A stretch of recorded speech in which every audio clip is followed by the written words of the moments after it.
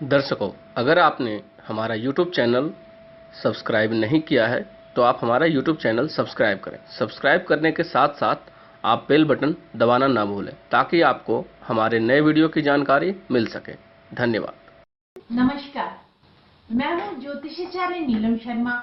आप देख रहे हैं मेरे साथ YouTube channel astro Neelam Sharma. आइए आज हम जानकारी लेते हैं महाशिवरात्रि के बारे में।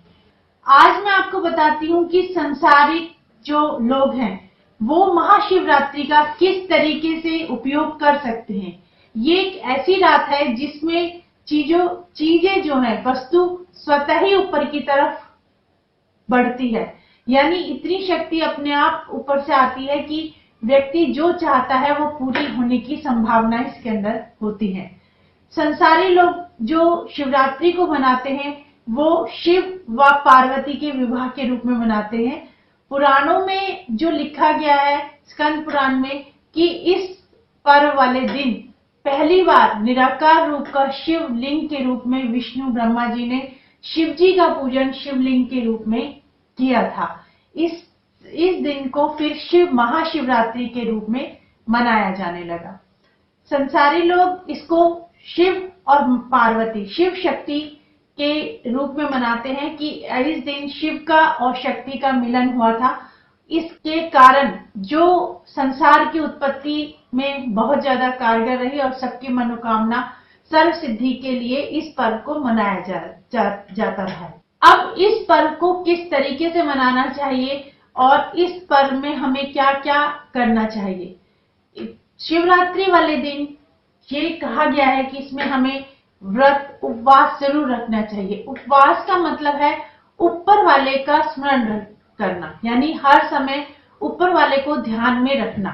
उपवास अपने अंदर प्रवेश करना उनका, और पूरे दिन उपवास रहकर रात्रि जागरण का शिवरात्रि में अत्यधिक महत्व है। कहा जाता है कि रात्रि के समय शिव जी की बारात आती है तो जागरण करने से शरीर के अंदर जो है वो शक्ति बढ़ती है और शक्ति का संचार होता है। इस दिन जो कि बहुत ज्यादा अध्यात्म की तरफ ना बढ़कर संसारी जीवन में रहती हैं, वो लोग मंदिरों में जाकर शिव पार्वती का गठबंधन भी करवाती हैं, जो कि मंदिरों में आम देखा गया है। गांव में प्रांतों में मंदिरों में लाइन लगी रहती है कि एक जल दे के हटता रहे, शिव जी का गठबंधन करा के हटता है कि इतने में दूसरा आ जाता है। वो एक प्रतीक के रूप में कि वो शिव का विवाह करवा रही हैं पार्वती के साथ, उस पुण्य में शामिल होना चाहती हैं। पर वनस्पत ये है कि हम जो है शिव और शक्ति का मिलन के रूप में इस पर्व को मनाते हैं। इसमें बेलपत्र, धतूरा और सफेद फूल शिव जी को अर्पण किए जाते हैं। पार्वती जी ने इस समय जब शिव जी के पाने के लिए आराधना की और वो उपवास में रही तो उन्होंने बेलपत्र का सेवन किया। तब से वो बेलपत्र शिव जी के ऊपर अर्पण किए जाने लगे। धतूरा का फल भगवान पर चढ़ता है, सफेद फूल भी चढ़ाए जाते हैं। वैसे शिव जी पर कभी भी कुमकुम नहीं चढ़ता, पर शिव रात्रि वाले दिन कुमकुम से उनका जो है वो तिलक लगाया जाता है। इस दिन शिवजी और पार्वती का विवाह के रूप में मनाया जाता है। पर अगर इस दिन जो भी व्यक्ति किसी भी कामना से व्रत रखता है, पहले उठे, सुबह स्नान करे, नहा धोकर ईश्वर का स्मरण करके यानी शिव जी का स्मरण कर पूजा पाठ के लिए तैयार हो, मन को संकल्प दे कि मैं आज पूरे दिन ईश्वर आपके स्मरण में रहूंगा, ध्यान में रहूंगा और रात्रि जागरण करूंगा। जो विधि अनुसार व्रत रखे, रात के समय जागरण करे। पर इसमें जो भी लोग जो अपनी मनोकामना या सिद्धि चाहते हैं वो भी इसका उपयोग कर सकते हैं।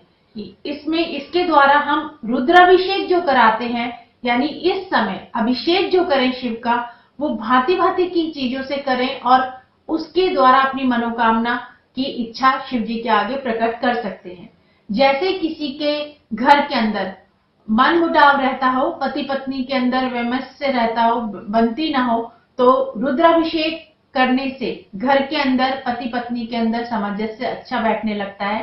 कोई बच्चा अगर पढ़ाई के अंदर अच्छी तरीके से अपना रिजल्ट नहीं दिखा पा रहा और वो जो है उसके मार्क्स वगैरह नहीं आ पा रहे और बुद्धि उसकी तीव्र नहीं चल रही, तीव्र बुद्धि अगर पाना चाहते हैं बच्चे की, तो हम कच्ची खांड के साथ अगर अभिषेक शिव जी का करते हैं तो कुशार्ग बुद्धि होती है।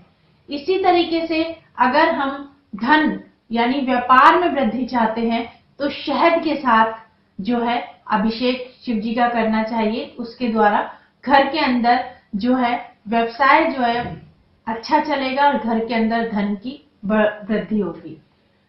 इसके बाद अगर कोई व्यक्ति असाध्य रोग से पीड़ित है और उसका शरीर जो है वो किसी ऐसे रोग से ग्रस्त है कि जिसपे दवाई काम नहीं कर रही, तो इस समय कुशा से यानी कुश जल में डालकर अगर अभिषेक किया जाता है तो असाध्य रोग के अंदर काफी फायदा होता है।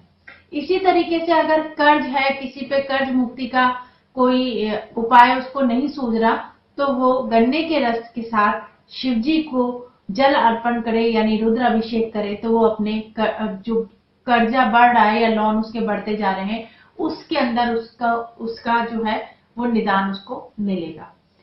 इसके बाद अगर कोई व्यक्ति किसी के साथ उसकी दुश्मनी बढ़ती जा रही है और वो दुश्मनी कम होने का नाम नहीं ले रही, तो सरसों के तेल से भी हम रुद्राभिषेक कर सकते हैं। किसी भी प्रकार से अगर हम को कुछ भी कामना चाहते हैं तो ये महाशिवरात्रि का उपयोग अगर हम करें तो अपने बहुत सारे ऐसी मनोकामना पूर्ण कर सकते हैं। श्रद्धा होनी चाहिए, श्रद्धा के साथ व्रत रखें और रात को जो है जागरण करें और शिव के पंचाक्षरी मंत्र यानी ओम नमः शिवाय से इसका जो मंत्र है वो दिन भर स्मरण करें, रात में इसको जागरण के साथ लें, तब भी हम इस समय का सदुपयोग कर सकते हैं। महामृत्युंजय का जाप अगर हम करते हैं तो किसी भी प्रकार की आपदा, बाहरी जो भूत प्रेत या किसी भी तरीके का हमें लगता है कि घर के अंदर कोई नेगेटिव प्रभाव है, तो उससे हम छुटकारा भी इस दिन हम पा सकते हैं। तो मेरा आप सबसे यही अनुरोध है कि आप महाशिवरात्रि के पर्व में संसारिक सुखों के साथ साथ आध्यात्मिक सुख भी प्राप्त करें। आगे एक नए विषय के साथ फिर मिलते हैं, तब तक के लिए नमस्कार।